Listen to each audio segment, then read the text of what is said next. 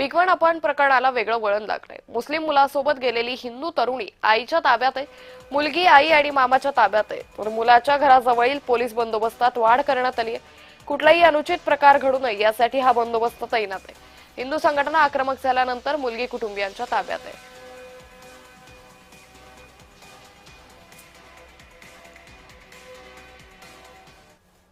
माझ्या आठवडे मी जाहीर शेख यांच्यासोबत 9 वर्षापासून प्रेमसंबंधात आहे। तर काल झालेल्या प्रकरणात माझ्यावरती कोणतीही जबरदस्ती केली नाही। मी माझ्या स्वतःच्या मर्जीने आली। माझ्यावरती अपहरण झाले नाही किंवा चटणी वगैरे टाकण्यात आली नाही। तर राजकीय माणसाने डोळे त्यांच्या स्वतः राजकीय लोकांनी डोळ्या बाजून घेऊन नये आणि मी माझ्या मर्जीने आले।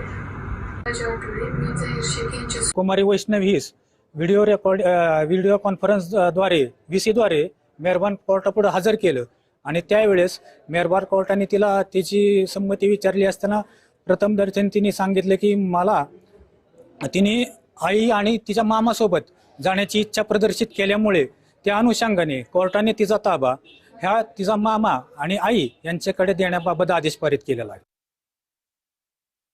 भिगवण येथील अपहरण झालेली हिंदू मुलगी आज तिनं कोर्टापुढे मला आई आणि मामाकडे जायचा असा जबाब दिल्याने ती मुलगी आज आईच्या ताब्यात देण्याचा निर्णय माननीय कोर्टाने घेतलेला आहे।